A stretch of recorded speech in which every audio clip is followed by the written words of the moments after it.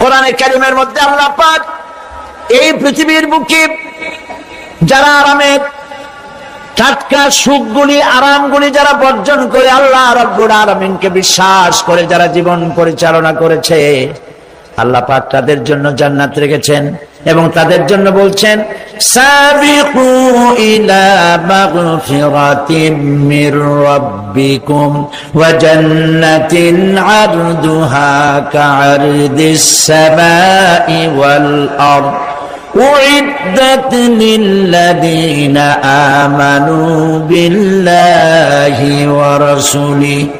আল্লাহ পাক বলেন প্রতিযোগিতা করো আল্লাহর মাগফিরাত কামনার জন্য আর জান্নাতে যাওয়ার জন্য প্রতিযোগিতা করো, আল্লাহর রহমত পাওয়ার জন্য সৎ কাজের প্রতিযোগিতা করো, তাহলে আল্লাহ রাব্বুল আলামিন তোমাদেরকে ক্ষমা করবেন আর তোমাদের জন্য এমন জান্নাত দিবেন যেই জান্নাত আকাশের বিশালতার জমিনের বিশালতার মতো।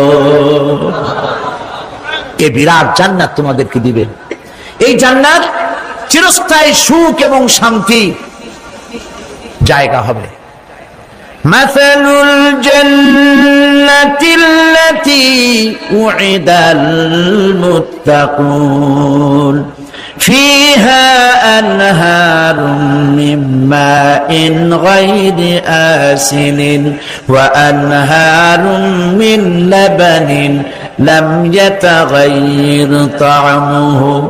আল্লাহ পাক বলছেন জান্নাত আল্লাহ পাক ওয়াদা করেছেন মুত্তাকীদের জন্য। আল্লাহ পাক জান্নাত দিবেন যে জান্নাতের ভেতরে রয়েছে মধুর প্রস্রবণ, রয়েছে দুধের প্রস্রবণ, রয়েছে সেখানে স্বচ্ছ পানীয় পানির প্রস্রবণ রয়েছে। এই সুন্দর জান্নাত ঝর্ণা ধারা আল্লাহ পাক সৃষ্টি করেছেন, বাগ বাগিচা দিয়ে ভরে রেখেছেন জান্নাত। সেই জান্নাতে জান্নাত হবে এয়ার কন্ডিশন, রোদ্রের তাপ হবে না সেখানে, রোদ্রের খরতাপ হবে না সেখানে, ঠান্ডার প্রচন্ডতা থাকবে না। কিরকম হবে জায়গাটা?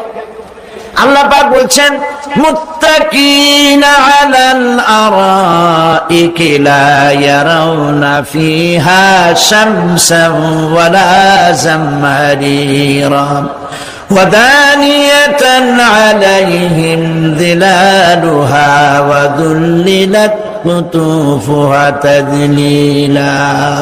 আল্লাহ পাক এমন জান্নাত রেখেছেন, সেই আল্লাহ পাক সেই জান্নাতের ভিতরে জান্নাতীরা ঠেস লাগায়া মুখোমুখি অবস্থায় তারা সেখানে বসবে, আর জান্নাতীদের মনের মধ্যে কোনো দুঃখ থাকবে না, পেরেশানি থাকবে না। পৃথিবীতে মানুষের দুঃখ থাকে, পেরেশানি থাকে, সেখানে কোনো দুঃখ আর পেরেশানি থাকবে না। সেই জায়গাটা হবে শীতাতপ নিয়ন্ত্রিত, না শীত না গরম, চির বসন্ত বিরাজ করবে। জান্নাতীরা সেখানে থাকবে। এই সুন্দর জান্নাত আল্লাহ পাক রেখেছেন মুত্তাকীদের জন্য। সুবহানাল্লাহ। কাফেরদের জন্য জান্নাত হবে, জাহান্নাম হবে চিরকাল। খালিদিনা ফিহা আবাদান, চিরকাল কাফেরেরা জাহান্নামে থাকবে। সর্বশেষ যে ব্যক্তি জাহান্নাম থেকে মুক্তি লাভ করবে তাকে আল্লাহ পাক বলবেন, ফেরেশতাদেরকে বলবেন, ও আমার ফেরেশতারা, আমার এই বান্দাকে জান্নাত এবং জাহান্নামের মাঝখানে রেখে দাও। জান্নাত এবং জাহান্নামের মাঝখানে লোকটি যখন থাকার জায়গা পাবে সে জান্নাতের দিকে তাকায়া দেখবে আর কাঁদতে থাকবে। আল্লাহ পাক জিজ্ঞেস করবেন, বান্দারে যুগের পর যুগ ধরে জাহান্নামে কেঁদেছো, আমি রব্বুল আলামিন জাহান্নাম মাফ করে দিয়া জান্নাত জাহান্নামের মাঝখানে রেখে দিয়েছি, আযাব থেকে তো বেঁচে গেছো, এখন কান্দো কেন? লোকটি বলবে, রব্বুল আলামিন কান্দি এই কারণে, জাহান্নাম থেকে মাফ করেছো, তোমার শুকরিয়া আদায় করি। জান্নাত তো আমার কপালে নাই, কিসমতে নাই, কিন্তু জান্নাত আমি এখান থেকে দেখতে পাচ্ছি। জান্নাতের সুঘ্রাণ আমার নাকে আসতেছে, কপালে নাই যাওয়ার। আমি কাঁদি এই জন্য, তুমি যদি মেহেরবানি করে আমাকে জান্নাতের দরজার কাছে একটু দাঁড় করায় দিতা, প্রাণ ভরে তোমার জান্নাতের দৃশ্যটা একটু দেখতাম। আল্লাহ পাক তার আরজি পূরণ করবেন, বলবেন যাও, ফেরেশতাদের বলবেন এর জান্নাতের দরজার কাছে দাঁড় করায় দাও। জান্নাতের দরজার কাছে দাঁড়িয়ে লোকটি আবার কান্না শুরু করবেন। আল্লাহ পাক প্রশ্ন করবেন, এবার কান্দো কেন? লোকটি বলবে রব্বুল আলামিন কান্দি এই কারণে জান্নাতের এই দরজায় দাঁড়ায়া, জান্নাতের অফুরন্ত নেয়ামত কিছুই ভালো করে দেখা যায় না, শুধু অল্প জায়গা দেখি। যদি তুমি আমারে দয়া করে জান্নাতের মাঝখানে দাঁড় করায় দিতা, চতুর্দিকে তাকায়া তাকায়া দেখা কলিজারে ঠান্ডা বানাইতাম। তবে আমি ওয়াদা করি জান্নাতের কোন নাজ নেয়ামত, কোন ফল আমি খাবো না, ধরবো না, সইব না। একটুখানি মেহেরবানি করে মাঝখানে দাঁড় করাইয়া দাও, জান্নারে ঠান্ডা করি। আল্লাহ রাব্বুল আলামিন ফেরেশতারে বলবেন, আমার এই বান্দারে জান্নাতের মাঝখানে দাঁড় করাইয়া দে। আল্লাহর নবী বলেন, জান্নাতের মাঝখানে দাঁড়িয়ে লোকটি আগের চাইতে আরো জোরে চিৎকার মেরে কাঁদতে থাকবে। আল্লাহ পাক বলবেন, বান্দারে কি হলো তোর? দরজার কাছে আসতে চাইছিলে, আইনা দিলাম। আবার এবার মাঝখানে আসতে চাইছো, তাও এনে দিয়েছি। আবার কান্দো কেন? লোকটি বলবে, রব্বুল আলামিন এবার কান্দি এই জন্যে, তুমি যখন দয়া করে একটিবার জান্নাতের মাঝখানে এনে আমাকে দাঁড় করায় দিয়েছো, তুমি রহমান রহিম গফুরুর রহিম, এই জান্নাত থেকে আবার আর বাইর করে দিও না। আল্লাহ রাব্বুল আলামিন বলবেন, ও আমার বান্দারে, আমার এই জান্নাত তোর খুব পছন্দ হয়েছে নাকি? লোকটি বলবে, রব্বুল আলামিন কলিজা ঠান্ডা হয়ে গেছে, ভাবতেও পারি না এই জান্নাত এত সুন্দর। আল্লাহ পাক বলবেন, বান্দারে এরকম একটি নয়, দুইটা নয়, তোর জন্য আমি 10টা জান্নাত এরকম রিজার্ভ করে রাখছি। সুবহানাল্লাহ। আল্লাহ পাককে ভয় করে পৃথিবীর সমস্ত পাপ থেকে যারা নিজেকে রক্ষা করবে, আল্লাহ তাদের জন্য এই জান্নাত রেখে দিয়েছেন। সুবহানাল্লাহ।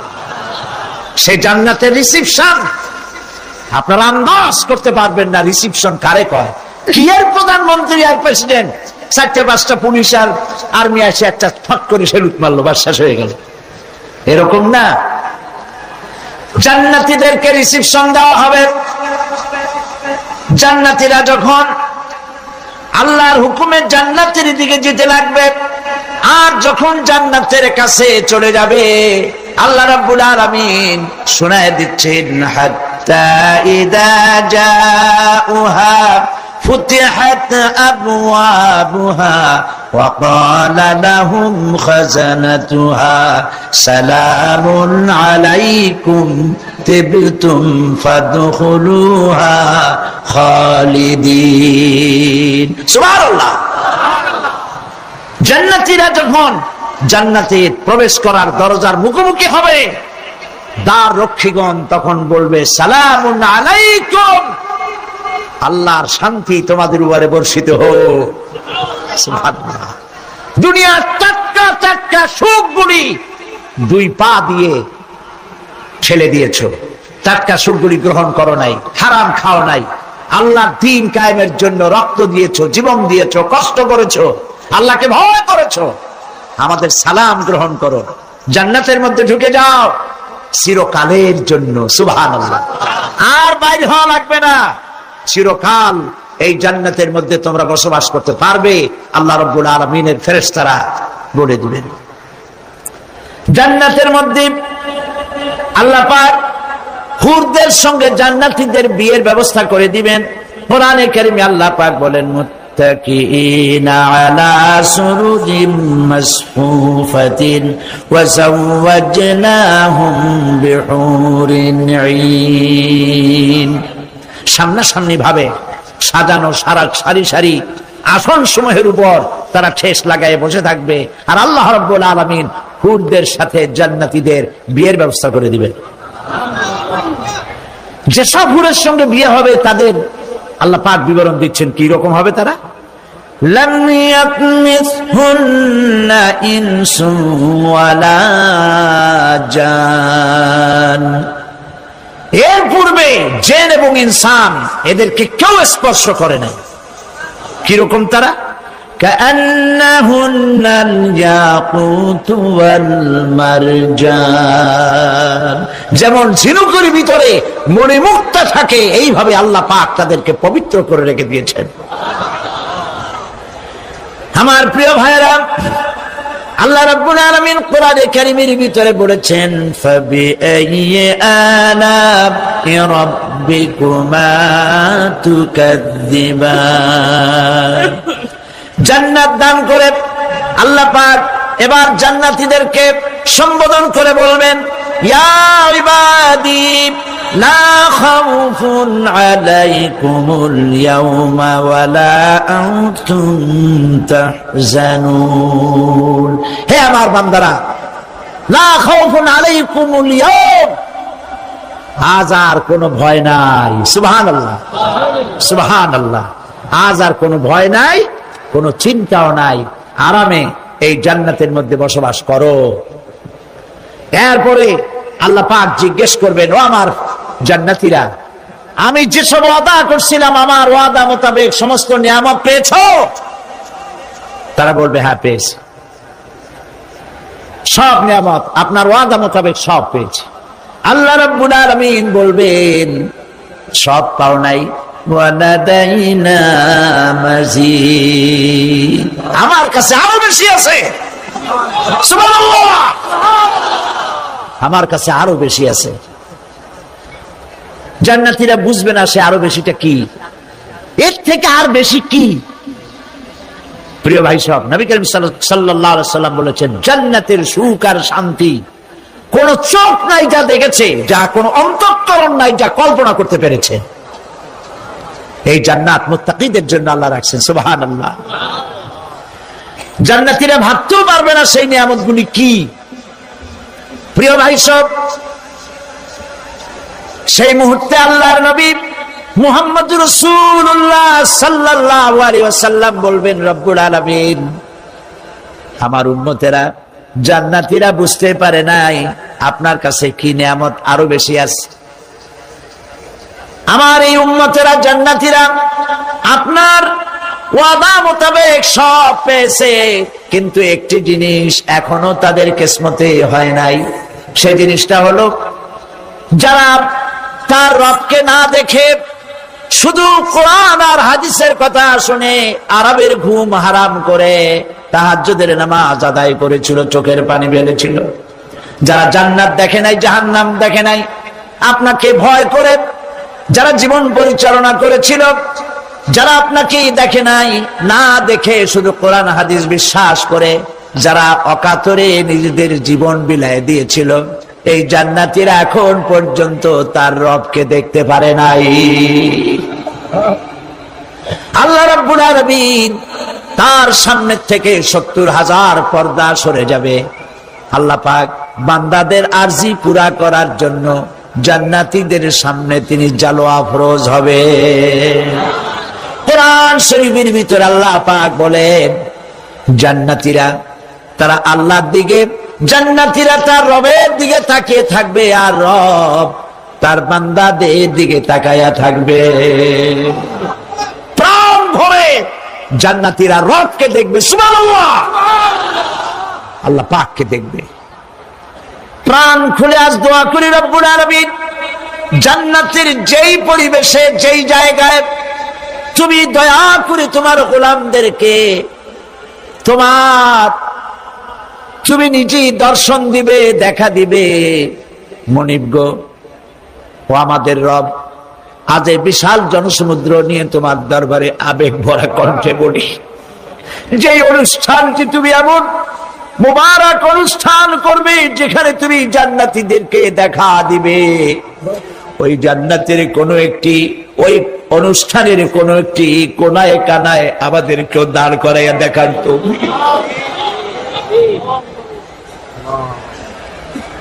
প্রিয় ভাই সব, আল্লাহ রাব্বুল আলামিন মানুষের সামনে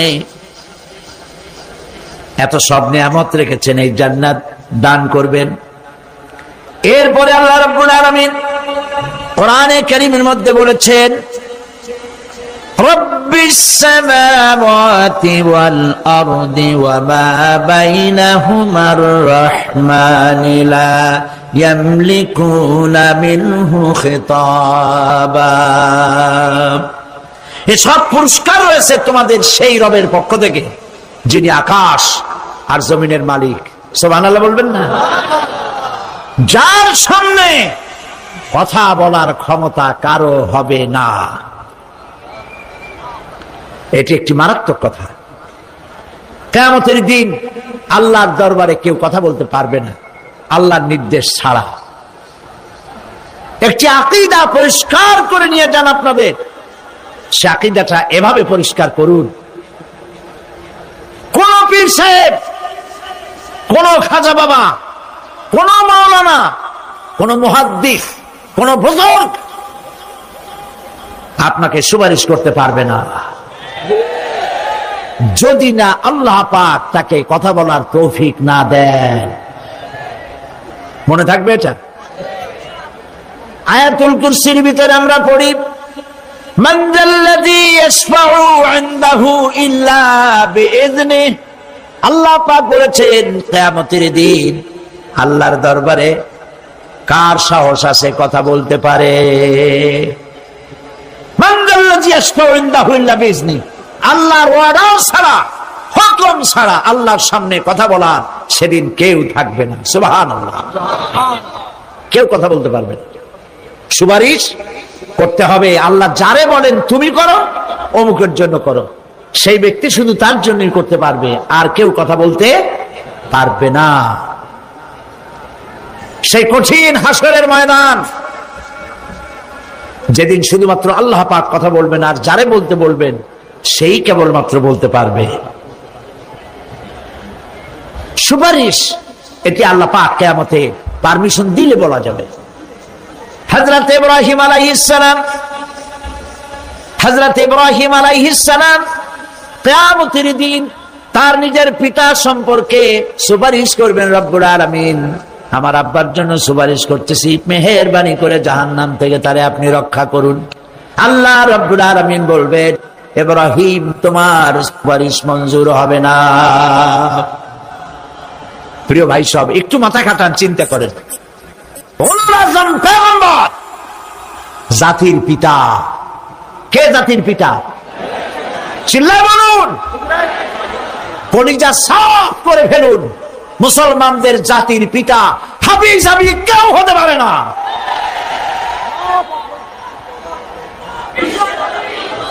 মিল্লাতা আবিকুম ইব্রাহিম। ইব্রাহিম আলাইহিস সালাম এই মিল্লাতের পিতা। সুবহানাল্লাহ। হযরত ইব্রাহিম আলাইহিস সালাম কিয়ামতের দিন বলবেন, আল্লাহ আমার আব্বার জন্য সুপারিশ করছি। আল্লাহ পাক বলবেন মঞ্জুর হবে না। আজর তোমার পিতা হতে পারে, কিন্তু আমার খলিলকে আগুনে ফেলার জন্য নমরুদকে সে সহযোগিতা করেছে, আমি তোমার পিতাকে ক্ষমা করব না। নবী করিম সাল্লাল্লাহু আলাইহি সাল্লামকে সাহাবায়ে কেরাম জিজ্ঞেস করেছেন, হে রাসূল, আপনার আব্বা এবং আম্মার অবস্থা কি হবে? নবী করিম সাল্লাল্লাহু আলাইহি সাল্লাম কেঁদে ফেলেছেন, সওয়াব করেছেন, আমি তাদের কোনো উপকারে আসব না। আল্লাহু আকবার। আপনি মনে করছেন নাকি যে ইয়া নবী সালাম আলাইকা বলি অমনি নবী সুপারিশ পাবেন? এত সহজ।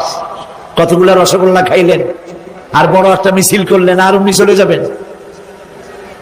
পৃথিবীর সব মানুষ, সাহাবায়ে কেরাম বাদ দেন, পৃথিবীর সমস্ত মানুষ একত্রিত হয়ে আবু তালেব রাসূলুল্লাহকে যে ভালোবেসেছেন, ওর 1000 ভাগের 1 ভাগও সারা দুনিয়ার মানুষ রাসূলুল্লাহকে ভালোবাসতে পারবে? পারবে?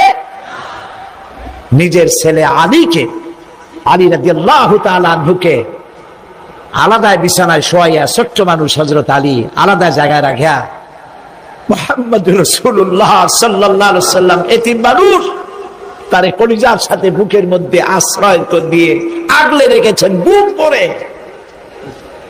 সেই আবু তালেব মৃত্যুর সময় নবী করিম সাল্লাল্লাহু আলাইহি ওয়াসাল্লাম বলেছিলেন, চাচা একটি বার আমার কানে তাওহীদের কালেমা শোনায় দেন। আবু তালেব, তার কিসমতে ছিল না কালেমা। মরে যাওয়ার পর একজন সাহাবী বলেছিলেন, ইয়া রাসূলুল্লাহ, মৃত্যুর সময় আবু তালেবের মুখ আমি নড়তে দেখেছি, তিনি কালেমা পড়েছেন সম্ভবত। রাসূলুল্লাহ সাহেব বলেছেন, আমি শুনি নাই। এত ভালোবাসার পরেও হাদিস শরীফে এসেছে আবু তালেব জাহান্নামে যাবে। কোথায় যাবে? জাহান্নামে। সবচাইতে কম আযাব হবে কার? আবু তালেবের। কম আযাবটা কি? হাদিস শরীফে এসেছে কম আযাব হলো জাহান্নামের আগুন দিয়ে এক জোড়া জুতা তৈরি করে আবু তালেবের পায়ে পরিয়ে দেওয়া হবে। সেই জাহান্নামের আগুনের তৈরি করা জুতার তাপে আবু তালেবের মাথার ঘিলুগুলো টকবক করে বউ পড়তে লাগবে। এত ভালোবেসে যদি কিয়ামতে উপায় না হয়, আপনি ইয়া নবী সালাম আলাইকা, ইয়া রাসূল সালাম আলাইকা, আর কতগুলো জিলাপি খাইলেন, বড় একটা মিছিল করলেন। প্রিয় ভাই সব, এইসব বিদআত ছাড়ুন, এগুলি সুস্পষ্ট বিদআত। রাসূলুল্লাহকে ভালোবাসবেন, সাহাবীরা যেভাবে ভালোবেসেছেন ওইভাবে ভালোবাসবেন। আল্লাহ রাব্বুল আলামিন বলেন, যালিকাল ইয়াউমুল হক ফামান শাআ আত্তাখাযা ইলা রাব্বিহি মাআবা। এই দিনটি অবশ্যই আসবে, সেদিনটি নিশ্চিতভাবে আসবে। আর এখন যার ইচ্ছা সে তার রবের দিকে অগ্রসর হোক।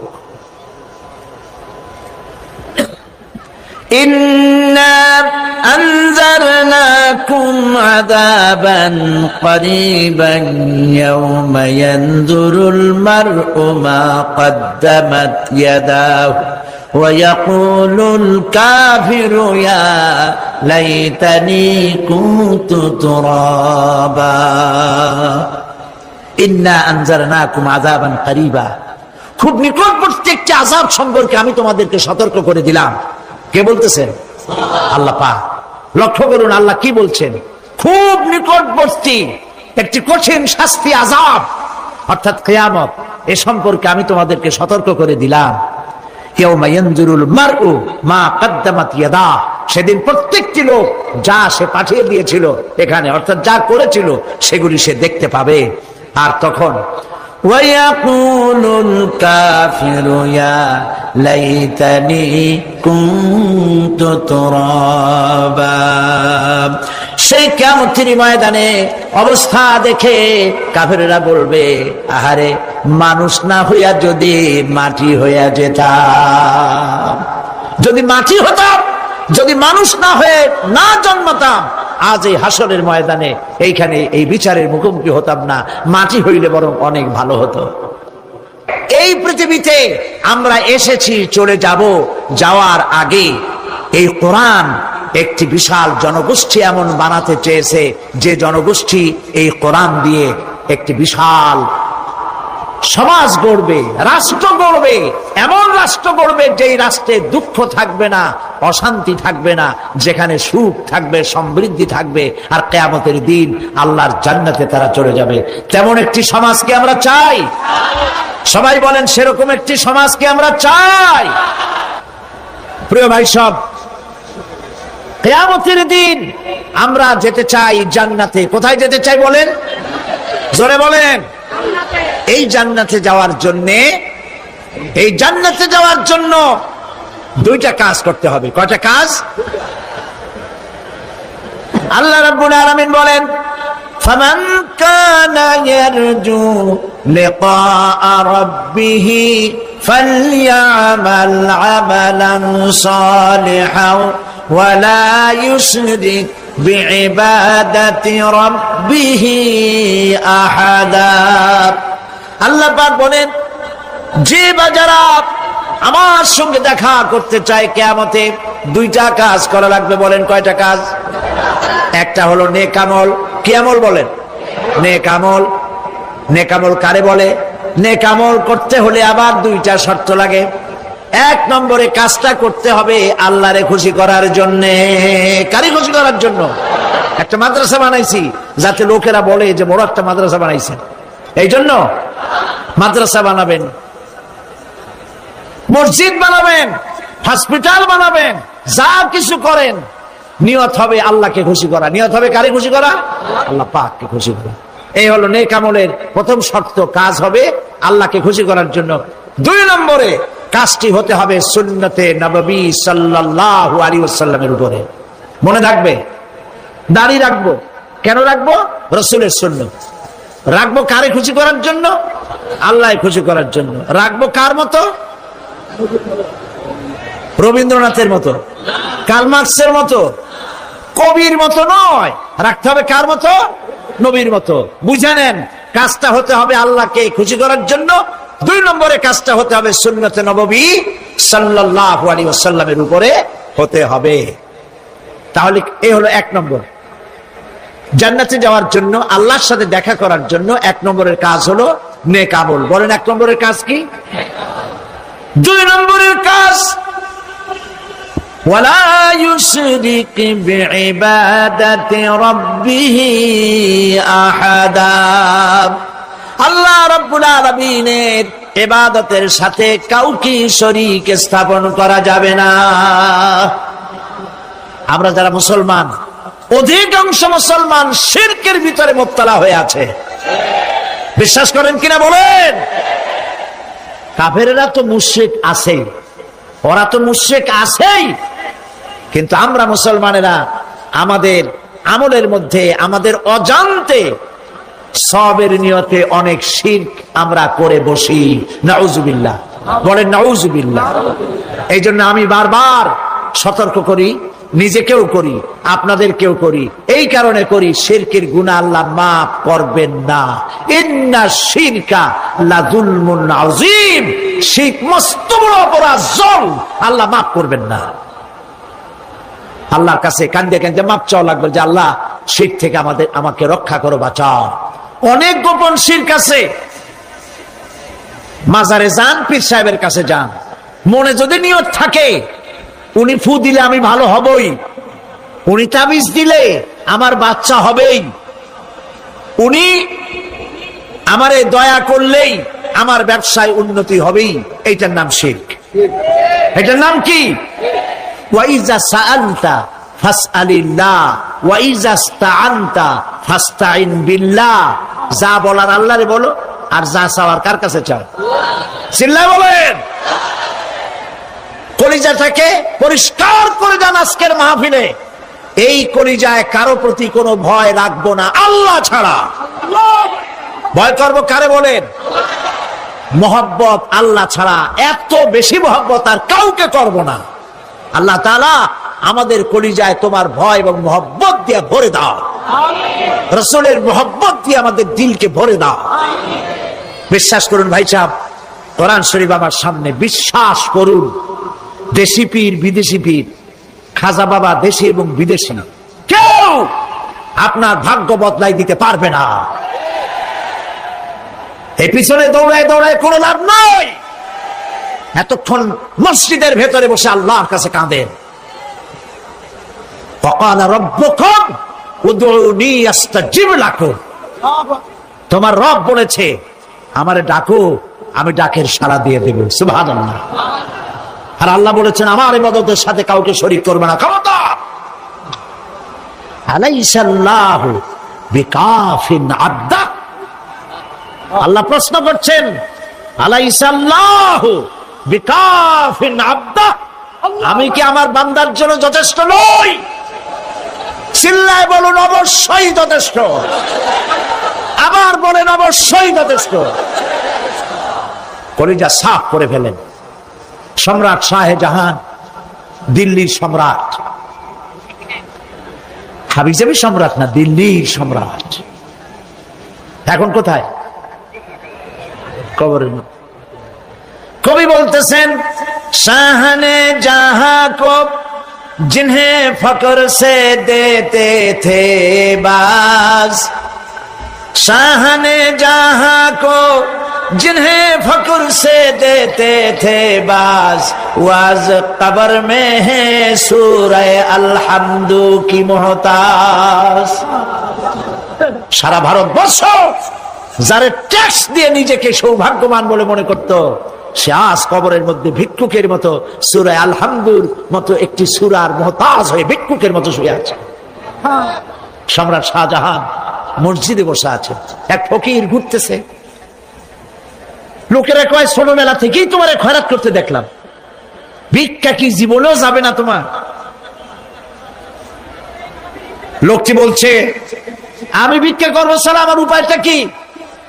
এই লোকটি আমি ভিক্ষা করা ছাড়া করবো কি? লোকেরা তো আমার 60 টাকা 50 টাকা 100 টাকা দেয় না, 4 আনা 5 আনা 1 টাকা এই আমার দেয়, এই দিয়ে আমি বড় লোক হবো কেমন? লোকটি বলছে আচ্ছা দেখো, তুমি তো জায়গা মতো যাইতে পারো নাই, বাদশার কাছে যাও, এমন দেওয়া দেবে জীবনে আর খয়রাত করা লাগবে না। তো বাদশার কাছে কি খয়রাতি যাইতে পারে কোনোদিন? হ্যাঁ এখন পারবা। কেমনে? সম্রাট শাহজাহান এখন একা একা মসজিদে আছেন। তখনকার এসব বাদশারা অনেকে নামাজি ছিলেন, দিনদার ছিলেন। ফকির দরজার কাছে দাঁড়াইয়া দেখতে পাচ্ছে কেউ নাই, দেহরক্ষীরা দূরে দূরে দাঁড়ানো। বাদশাহ মসজিদের ভেতরে বসে হাত তুলে ঝুলতেছে আর কাঁদতেছে, চোখের পানি দিয়া দাঁড়িয়ে ভিজে ভিজে পড়ছে। এই দৃশ্য অনেকক্ষণ দেখলো ফকির। কিছুক্ষণ পর সম্রাট শাহজাহান মসজিদ থেকে বেরিয়ে আসছে। ফকির বলছে আসসালামু আলাইকুম হুজুর। তিনি বললেন ওয়ালাইকুম আসসালাম, চলে গেল। বাদশা বলল আমার কাছে তো কেউ আইসা কিছু না চাইয়া তো যায় না, এর দেখলাম খয়রাতির মতো কিছু চাইলো না, বেটা ভয় করলো নাকি? হ্যাঁ আমি এদিকে আসো। আসছে। ভয় পাইছো? কয় না ভয় পাইনি। তো কিছু যে চাইলে না? ফকির বলছে জাহাপানা সত্যিই কিছু চাইতে আসছিলাম। তারপর চাইলে না কেন? ফকির বলছে জাহাপানা সারা জীবন ভিক্ষা করেছি, আর আজ দিল্লির সম্রাটের কাছে বেশি পাওয়ার লোভে এসেছিলাম, কিন্তু আপনার দশা দেখা আমার জ্ঞানের চোখ খুলে গেছে। আমি লক্ষ্য করে দেখলাম আমি সম্রাটের কাছে চাইতে এসেছি, হাত তুলি নাই, বিনয় প্রকাশ করি নাই, চোখের পানি ফেলি নাই, কিন্তু লক্ষ্য করে দেখলাম দিল্লির সম্রাট আমার চাইতেও বড় ভিক্ষুকের মতো আবার কোন সম্রাটের কাছে হাত তুলে কান্দে। আমার জ্ঞানের চোখ খুলে গিয়েছে, আমি বুঝতে পেরেছি সম্রাট কান্দে যেই সম্রাটের কাছে, তারে ছাড়া আর কারো কাছে জীবনে চাইব না। এই কথাই সূরা ফাতিহায় প্রত্যেক দিন পড়ি, বুঝি না কি পড়ি। ইয়াকা না'বুদু ওয়া ইয়াকা নাস্তাঈন। আয় আল্লাহ, একমাত্র তোমার গোলামি করি আর তোমার কাছে সাহায্য চাই, তুমি ছাড়া কারো কাছে সাহায্য চাই না। কলিজা সাফ করুন। কোন মরা পীর, কোন জিন্দা পীর আপনার মনের আশা পুরা করতে পারবে না, পারবে না, পারবে না।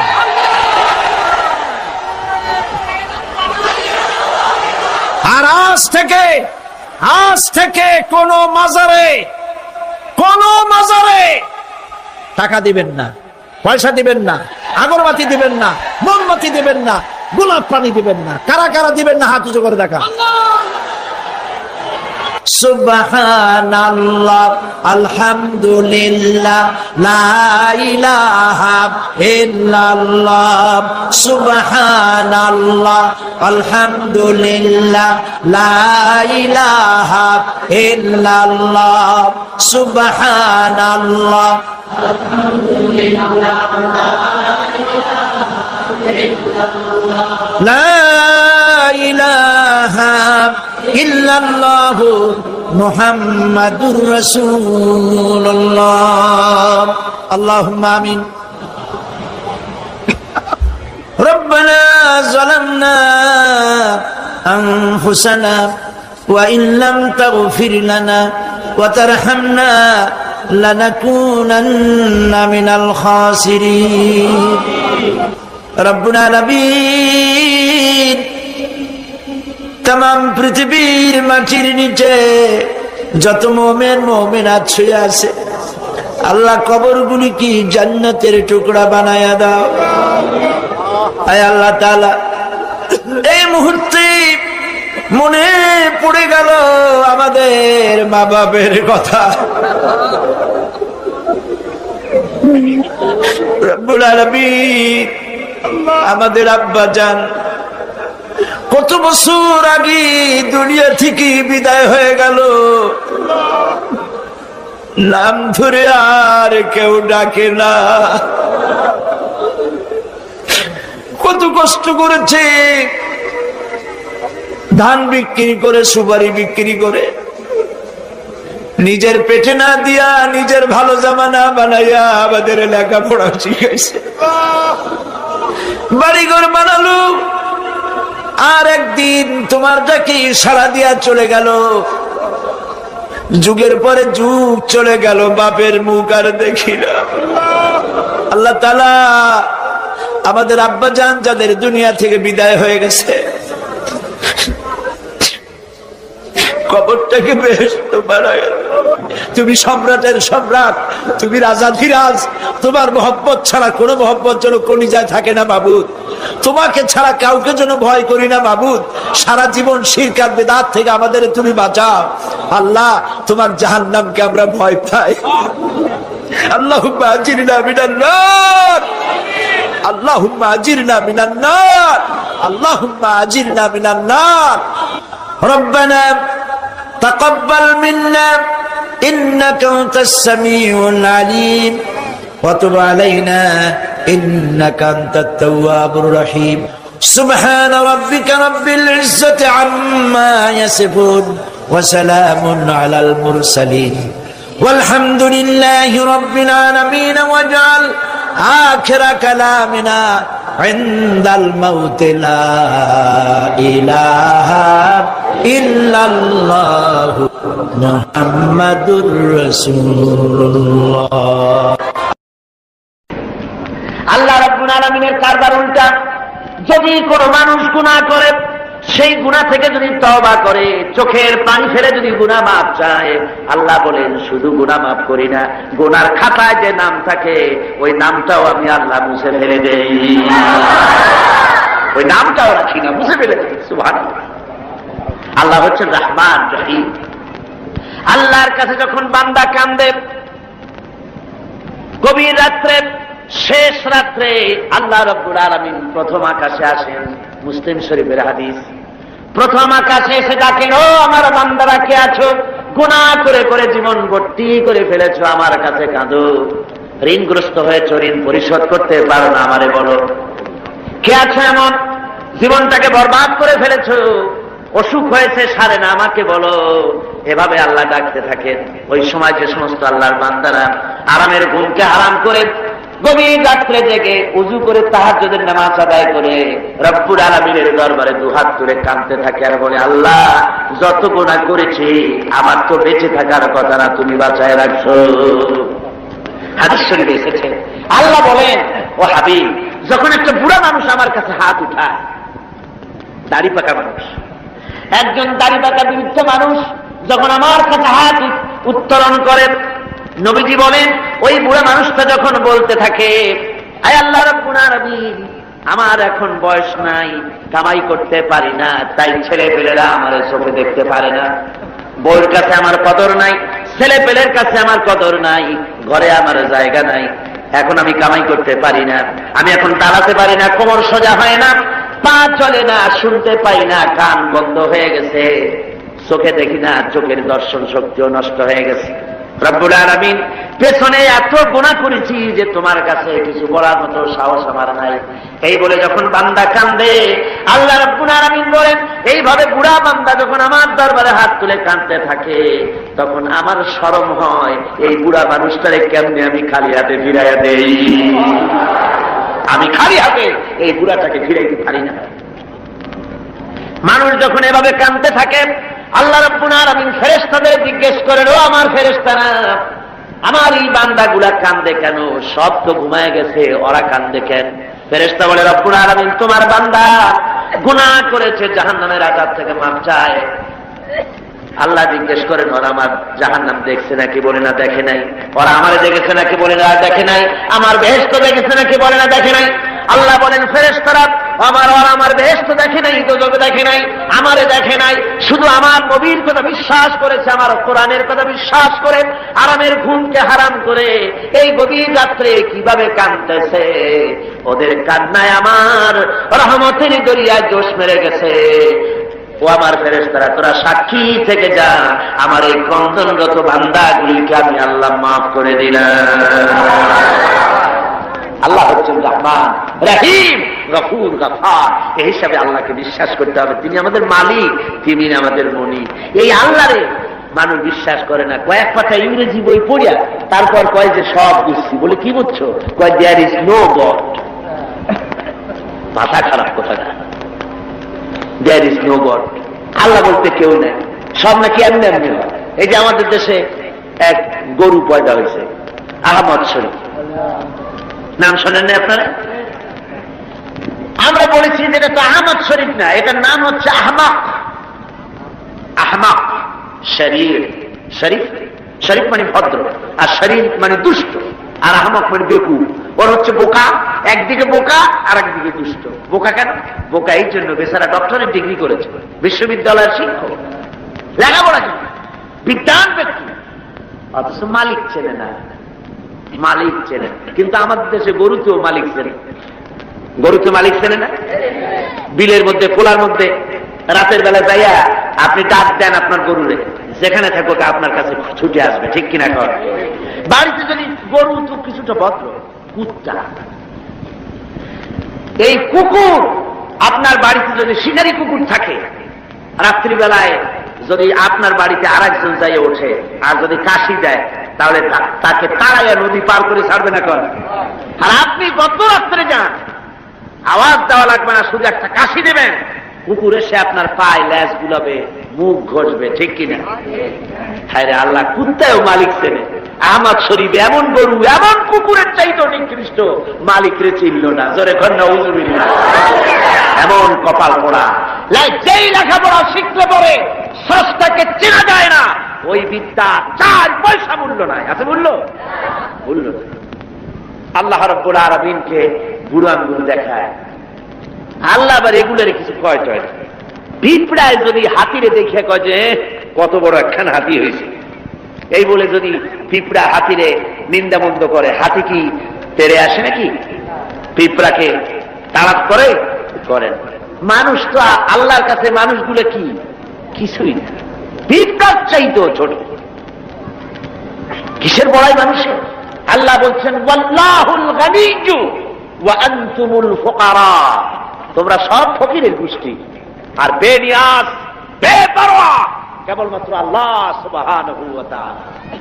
পড়েন সবাই, কুল হুয়াল্লাহু আহাদ আল্লাহুস সামাদ লাম ইয়ালিদ ওয়া লাম ইউলাদ ওয়া লাম ইয়াকুল লাহু কুফুয়ান আহাদ। কুল হুয়াল্লাহু আহাদ, বলুন আল্লাহ এক এবং একক, নিরঙ্কুশ, বেনিয়াজ, তিনি কারো মুখাপেক্ষী নন। তাকে কেউ জন্ম দেয়নি, তিনিও কাউকে জন্ম দেন নাই। আকাশ আর জমিনে আল্লাহর সমকক্ষ কেউ নাই। জোরে বলেন সুবহানাল্লাহ। প্রচন্ড ক্ষমতার মালিক। রাতকে দিন বানাতে পারেন, সাগরকে নগর করতে পারেন, নগরকে সাগর বানায় দিতে পারেন, ফকিরকে ধরে প্রেসিডেন্ট বানায় দিতে পারেন, আবার কোটিপতিকে ভিক্ষুকে পরিণত করে দিতে পারেন। যে প্রেসিডেন্ট দেখা যায় গলা থেকে শুরু করে পা পর্যন্ত ফুলের মালা দিয়ে বোঝাই, সম্মানের কোনো অভাব নাই। আবার ফুলের মালার পরিবর্তে জুতার মালা পরাইয়া জেলখানার মধ্যে ঢুকাই দিতে পারেন আল্লাহ রাব্বুল আলামিন। পারে কিনা? জোরে কোন পারে কিনা? প্রচন্ড ক্ষমতার মালিক তিনি। সব দেখেন, সব শোনেন। অবশ্য রাতের বেলায় দেখেন না নাকি? আল্লাহ কি ঘুমায়? জোরে কোন আল্লাহ ঘুমান? লা তাখুযুহু সিনাতুন ওয়ালা নাওম, তার কোনো ঘুম নাই, তন্দ্রাও নাই, সব তিনি দেখেন এবং শোনেন। আল্লাহর উপরে এরকম ঈমান আনতে হবে, প্রচন্ড ঈমান তার উপরে রাখতে হবে, তার রহমতের উপরে ভরসা করতে হবে এবং এই কথা মনে রাখতে হবে যে আল্লাহ রাব্বুল আলামিন তিনি কেবল আমাদেরকে রহমত করতে পারবেন না, জাত করতে পারেন। ঈমান আনতে হবে আল্লাহর উপরে। আল্লাহর উপরে ঈমান আনার অর্থই হলো আল্লাহর হুকুম মানা, আল্লাহর আইন মানা, আল্লাহর বিধান মানা, আল্লাহর শাসন মানা। এই কোরআনে কারিমে আল্লাহ যেসব কথা বলেছেন সেই কথা অনুযায়ী জীবনকে পরিচালনা করা, এটাই হলো আল্লাহর প্রতি ঈমান আনা। তো ঈমান আনার কথা যেখানে আল্লাহ বলেছেন সেখানে বলেছেন ওয়াবিলুস সালিহাত। ঈমান যেখানে, আমলে সালেহের কথা সেখানে। ঈমানের কোনো দাম নাই যদি আমলে সালেহ না থাকে, আমলে সালেহের কোনো দাম নাই যদি ঈমান না থাকে। কথা বুঝে আসতেছে আপনার?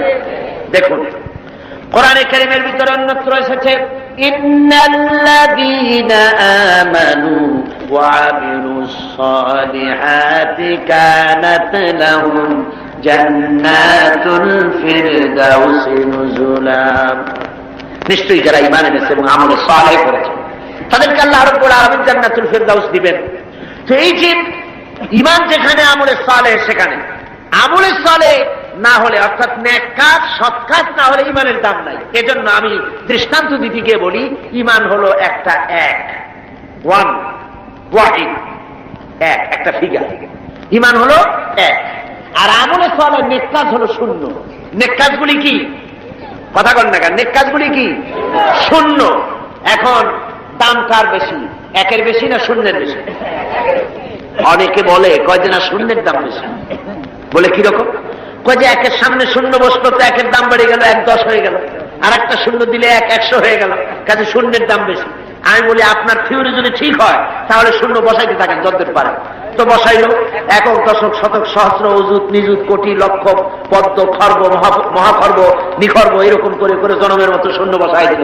আমি বললাম আপনার এখন একের দাম, আপনার এই শূন্যের দাম তো বেশি বললেন, আমি আমার এক উঠে পকেটে ছুঁয়ে দিলাম, দেখি আপনার শূন্যের দাম কত হয়।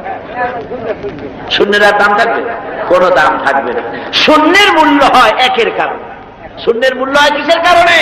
একের কারণে। এক আছে বলে শূন্যের দাম বেশি, আর যদি এক না থাকে শূন্যের কোনো দাম নাই। সুতরাং এক ঈমান আর শূন্য হচ্ছে ভালো কাজ। ঈমান আছে, একটা ভালো কাজ করেছেন 10 হয়ে গেল, আরেকটা ভালো কাজ করলেন 100 হলো, আরেকটা ভালো কাজ করলেন 1000 হলো। এ হলো আপনার চিন্তায় 1000 হয়েছে, কিন্তু আল্লাহর খাতায় অনেক বেশি হয়ে গেছে। কত হয়েছে? অনেক বেশি। কিরকম?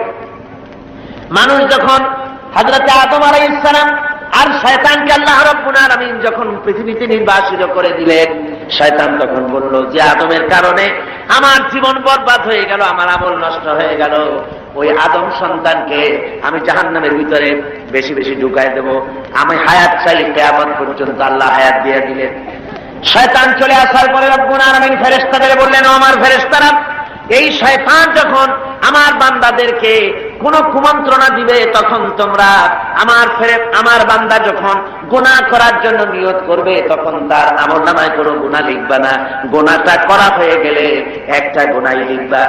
আর যখন আমার বান্দা যদি কোনো ভালো কাজ করার নিয়ত করে, কাজটা করে নাই, শুধু নিয়ত করেছে, একের পরিবর্তে একটা নেকি লেখা দাও।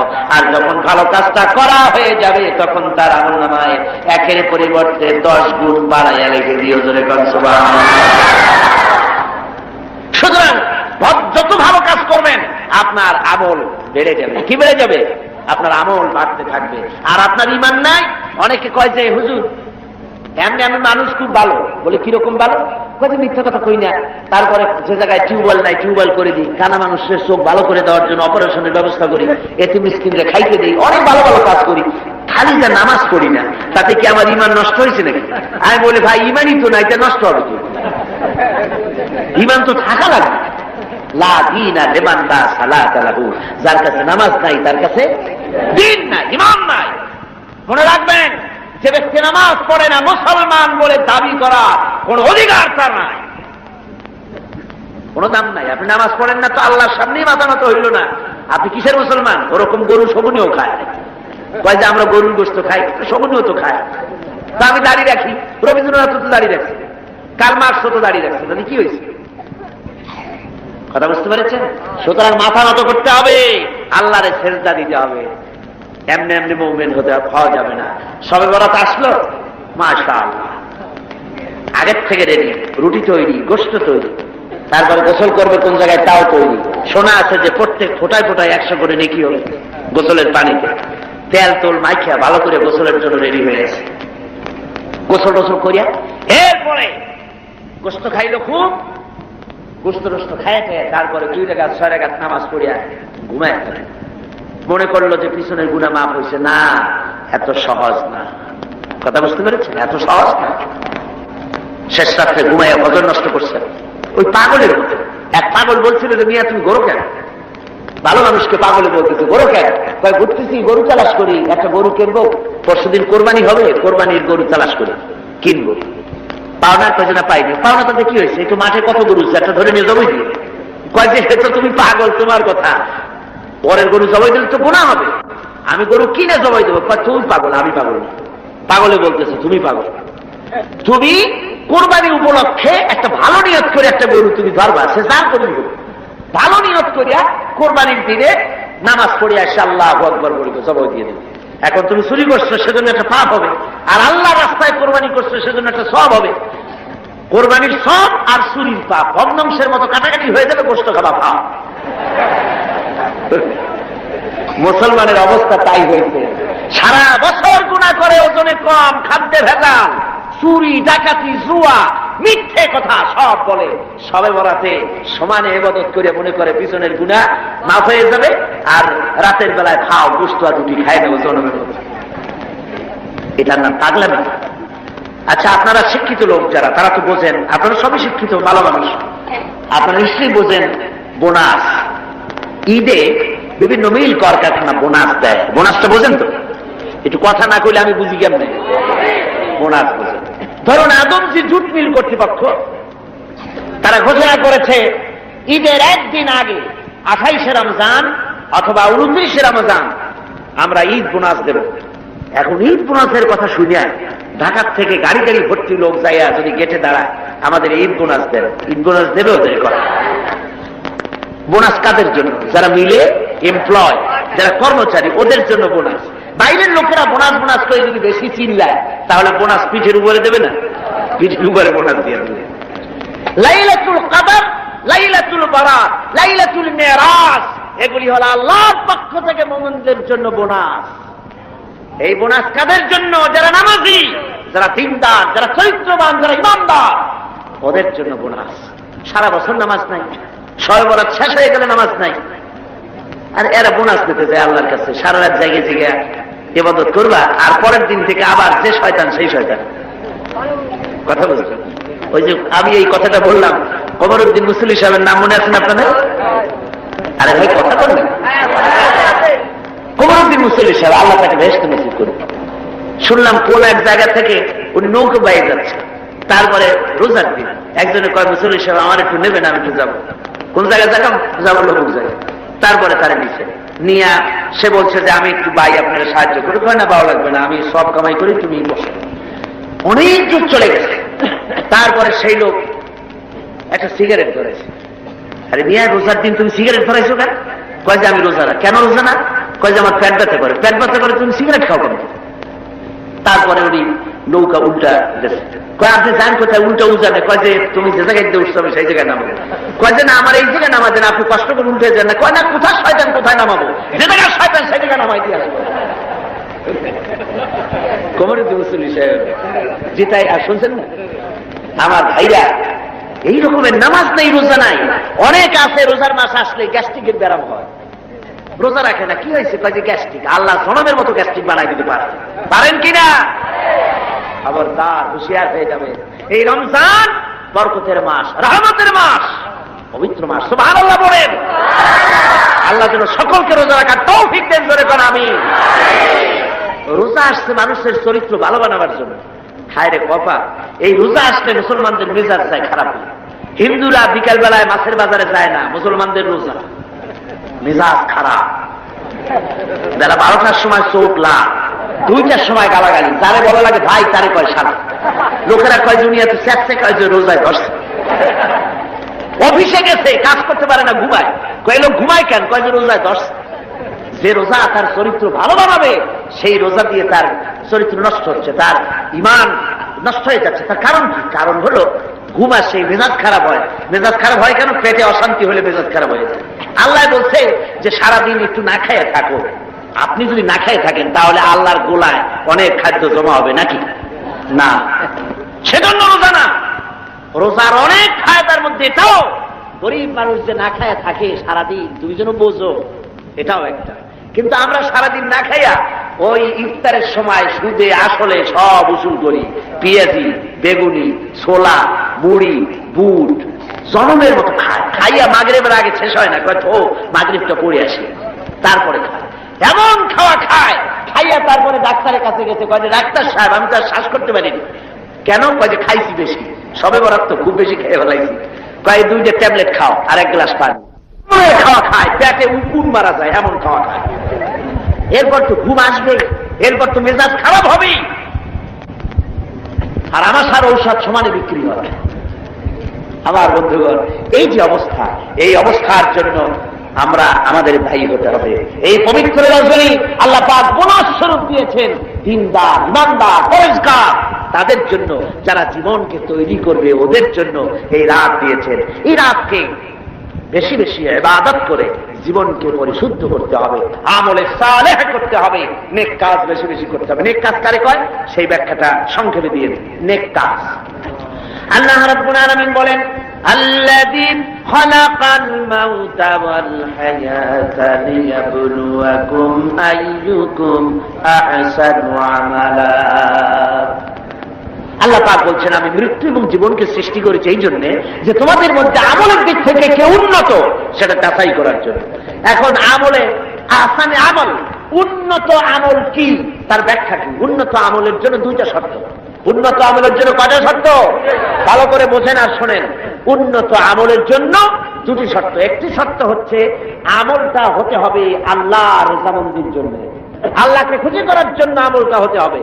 2 নম্বর শর্ত হচ্ছে আমলটা হতে হবে সুন্নতে নববীর উপরে, রাসূল পাক যেভাবে কাজটি সম্পাদন করেছেন তার উপরে হতে হবে, তাহলে এটা হবে আহসানে আমল। আপনি নামাজটা কেমনে পড়বেন? আপনার পীর সাহেব যেমন পড়েন ওই রকম, আপনার মাওলানা সাহেব যেমন পড়েন ওই রকম, আপনার মুহাদ্দিস সাহেব ওই রকম না। আমার নামাজ পড়তে হবে, রাসূল পাক সাল্লাল্লাহু আলাইহি ওয়াসাল্লাম বলেছেন, সাল্লু কামা রাআইতুমুনি উসাল্লি, নামাজ পড়ো সেইভাবে যেভাবে আমাকে পড়তে দেখো। সুবহানাল্লাহ। রাসূল হচ্ছেন মডেল, সব ব্যাপারে আদর্শ। জনাবে মুহাম্মদ রাসূলুল্লাহ সাল্লাল্লাহু আলাইহি ওয়াসাল্লাম, তার অনুকরণ অনুসরণ জীবনের সব ক্ষেত্রে করতে হবে। তাহলেই প্রত্যেকটি কাজ আহসানে আমল হবে, উন্নত মানের কাজ হবে। যদি সত্যিকারের আমরা সে আমলটাকে আল্লাহকে খুশি করার জন্য করি, তাহলে বুঝতে হবে প্রথম কাজ ঈমান, 2 নম্বরে নেক কাজ। 2 নম্বরে কি? নেক কাজ। যদি ঈমান না থাকে আর অনেক ভালো ভালো কাজ আপনি করেছেন, তাহলে হবে 0 + 0 + 0 সমান কত হবে? 0ই। এই জন্য কাজটি আল্লাহকে খুশি করার জন্য হতে হবে, নেক কাজ দিয়ে জীবনকে ভরে ফেলে দিতে হবে, জীবনকে ভরে ফেলে দিতে হবে। 3 নম্বরের যে কথাটি জীবন সফল হওয়ার জন্য তা হচ্ছে ইল্লাল্লাযীনা আমানু ওয়া আমিলুস সালিহাতি ওয়া তাওয়াসাউ বিল হাক্কি ওয়া তাওয়াসাউ বিস সাবর। ঈমান, আমলে সালেহ, আর 3 নম্বরের কাজ হলো হকের দাওয়াত দেওয়া। 3 নম্বরের কাজ কি? বলুন, 3 নম্বরের কাজ কি? হকের দাওয়াত। হক কি? ইসলাম। হক কি? জোরে বলুন, হক কি? ইসলামের দাওয়াত দিতে হবে। ইসলামের দাওয়াত দিতে হবে, ঘরে ঘরে পৌঁছে দিতে হবে ইসলামের দাওয়াত।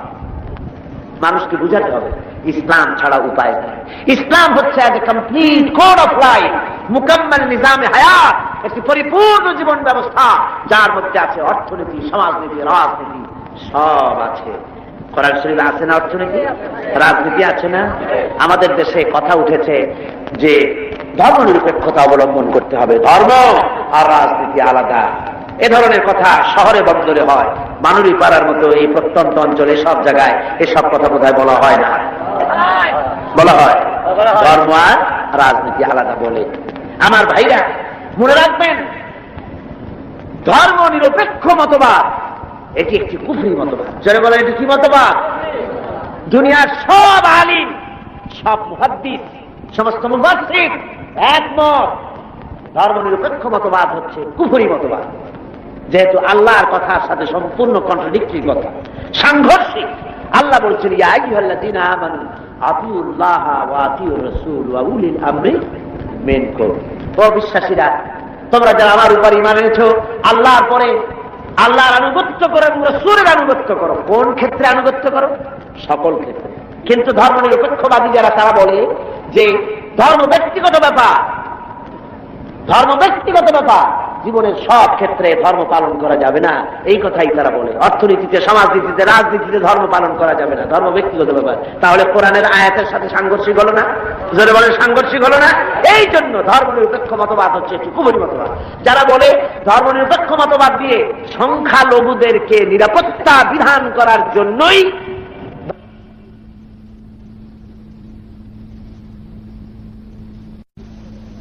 ধর্মনিরপেক্ষতাবাদ। এই কথা যারা বলে তাদের জন্য দেখতে হবে ভারতে ধর্মনিরপেক্ষ মতবাদ একটি স্বীকৃত শাসনতান্ত্রিক স্বীকৃত মতবাদ, কিন্তু এই মতবাদ দিয়ে তাদের দেশে তারা কি সংখ্যালঘুদের জান মাল এবং তাদের উপাসনালয়কে নিরাপত্তা দিতে পেরেছে? জোরে বলেন, পেরেছে? ধর্মনিরপেক্ষ মতবাদ আরেকবার প্রমাণ করে দিল যে এটা কোনো মানুষের জন্য সঠিক মতবাদ হতে পারে না। ওরা বাবরি মসজিদ ভেঙেছে। ভারতের প্রধানমন্ত্রী নরপশু রাও, এটা নরসীমা না, এটা নরপশু। পৃথিবীতে কোন মানুষ আজ পর্যন্ত মসজিদ ভাঙ্গার অপরাধ পৃথিবীতে কেউ করে নাই, ঠিক কিনা কথা? কেউ করেনি। এই পৃথিবীর সবচেয়ে নিকৃষ্ট শয়তান নরপশু ভারতের প্রধানমন্ত্রী। এটা কি শয়তান? যারা বলেন ওটা কি? এই শয়তানটি বিজেপি দিয়ে মসজিদ ভাঙাইছে। বাবরি মসজিদের উপরে যখন শাবল এবং কোদাল চলতেছিল, সিএনএন কেবল নিউজ নেটওয়ার্কের মাধ্যমে যখন আমরা এই দৃশ্য দেখেছি, আমার তো মনে হচ্ছিল যে এই শাবলগুলি মসজিদের উপরে পড়ছে না, বরং পৃথিবীর 125 কোটি মুসলমানের কলিজার উপরে পড়তেছে। মুসলমানদের কলিজা ভেঙে চুরে ওরা টুকরা টুকরা করে দিচ্ছে। মসজিদ ভাঙা হয়, এরপর সে মুসলমানের কলিজায় আগুন জ্বলে না। ওইটা কি মুসলমান? ওইটা কি মুসলমান? মুসলমান। ভারতের মুসলমানেরা তারা রাস্তায় নেমেছে, নিরস্ত্র প্রতিবাদ করতে রাস্তায় নেমেছে। নরপশু পুলিশেরা এই মুসলমানদেরকে গুলি করে পাখির মতো শিকার করেছে। যখন মসজিদ ভাঙা হয়, পুলিশেরা রাইফেল নিয়ে নীরব হয়ে নীরব দর্শকের ভূমিকা পালন করে, একটা ফাঁকা গুলিও করে না। অথচ মুসলমান গুলি মেরেছে, একটা দুইটা না, হাজার হাজার মুসলমান মেরেছে। এ পর্যন্ত শত শত মসজিদ ভেঙে তারা টুকরা টুকরা করে ফেলেছে। ভারতের একটা বড় রকমের এজেন্ট, বড় রকমের দালাল ভারতের একটি দল আমাদের দেশে কাজ করে, আছে না? আছে কিনা কম?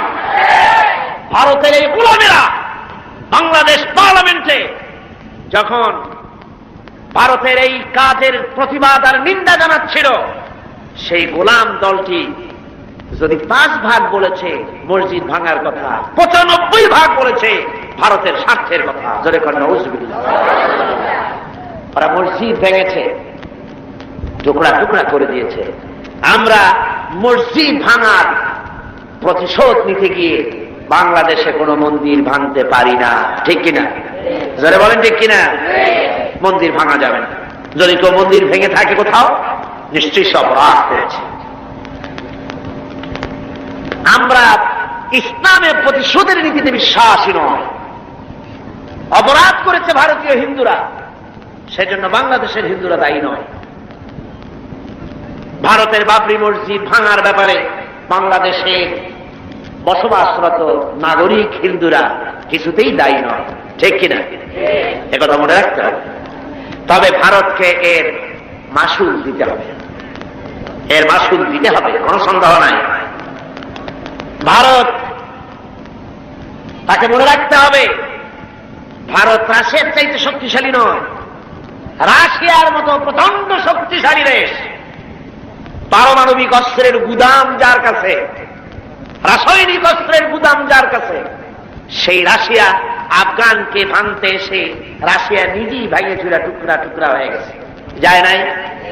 আজকে পবিত্র লাইলাতুল বারাত, আপনারা বিশ্বাস করুন, নরপশুরাও ভারতের বাবরি মসজিদকে যেভাবে ভেঙেছে, মসজিদের ইটগুলো যেভাবে টুকরা টুকরা করেছে, গোটা ভারত ইতিহাসে থেকে, মানচিত্র থেকে, পৃথিবীর মানচিত্র থেকে টুকরা টুকরা হয়ে বুঝে যাবে ইনশাআল্লাহ।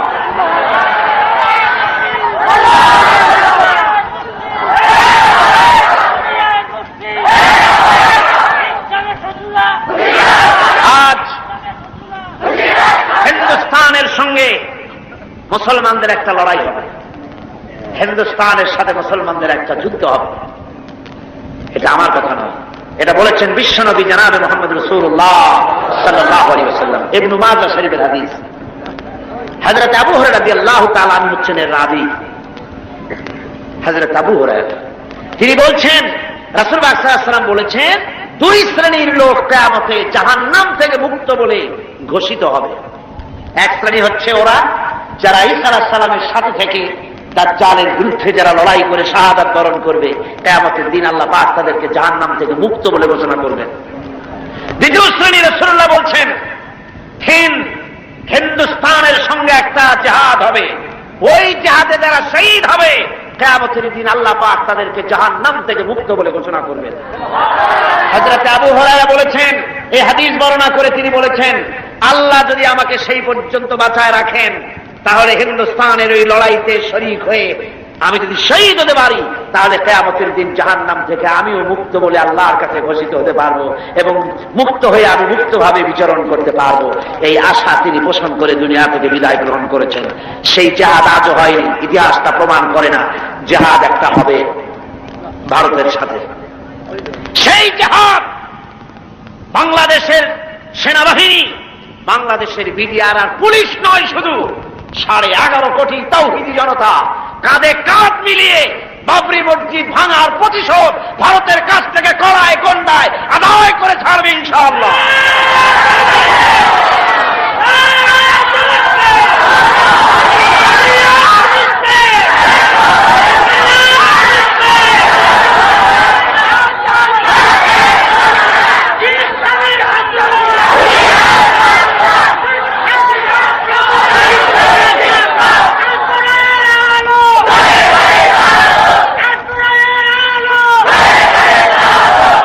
কথা মনে রাখতে হবে, আল্লাহ পাক মুমিনদের সাথে থাকেন। কোরআনে কারিমে রব্বুল আলামিন বলেছেন, ওয়ালা তাহিনু ওয়ালা তাহসানু ওয়া আনতুমুল আ'লাউনা ইন কুনতুম মুমিনিন।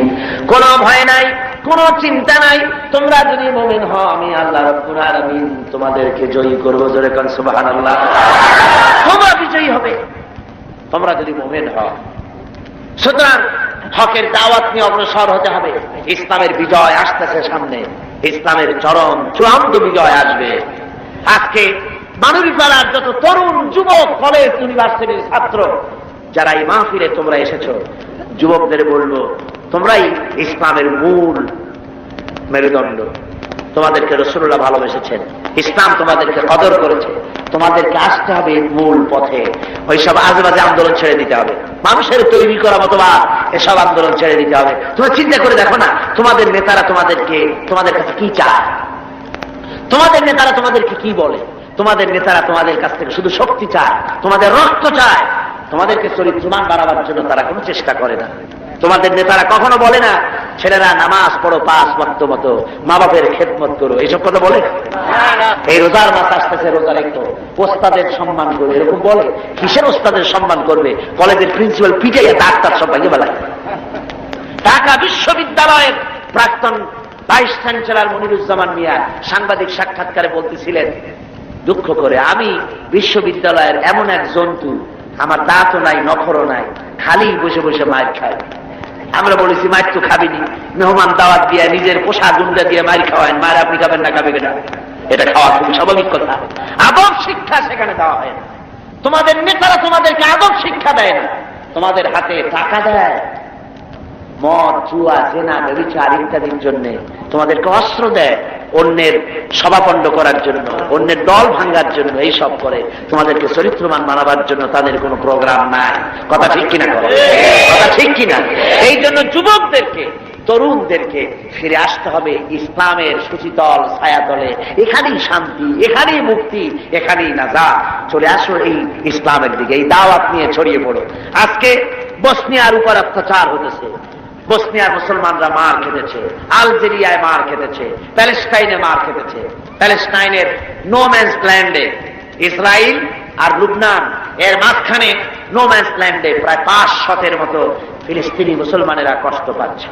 মুসলমানেরা বিপদে পড়লে জাতিসংঘ দেখে না, আমেরিকাও দেখে না, ব্রিটিশও দেখে না, কেউ দেখে না। মুসলমান বিপদে পড়েছে, একটা কুত্তা বিড়ালের জীবনের যে দাম আছে মুসলমানদের দাম ওদের কাছে নাই। এইভাবে হ্যাঁ প্রতিপন্ন তারা করতেছে। আজ ভারতে মুসলমান নির্যাতিত, কাশ্মীরে নির্যাতিত, বার্মায় নির্যাতিত, সব জায়গায় মুসলমানদের উপর নির্যাতন চলছে। এই নির্যাতনের পরই ইসলাম প্রতিষ্ঠিত হবে ইনশাআল্লাহ। কোনটা প্রতিষ্ঠিত হবে? ইসলাম প্রতিষ্ঠিত হবে।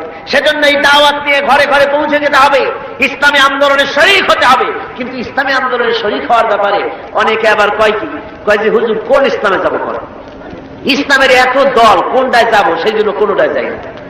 কি বলেন? বলেন এরকম কোনটায় যাই না, কোনটায় যাবো? বহুত দল। আমি বলি ভাই, এটা হলো একটা চালাকি জবাব, এটা একটা চালাকি জবাব। আপনি যখন অসুখ হয় তো ডাক্তারের কাছে যান। বাজারে কি ডাক্তার একজন আছে না কয়েকজন আছে? হোমিওপ্যাথি ডাক্তার আছে, অ্যালোপ্যাথি ডাক্তার আছে, আয়ুর্বেদিক ডাক্তার আছে।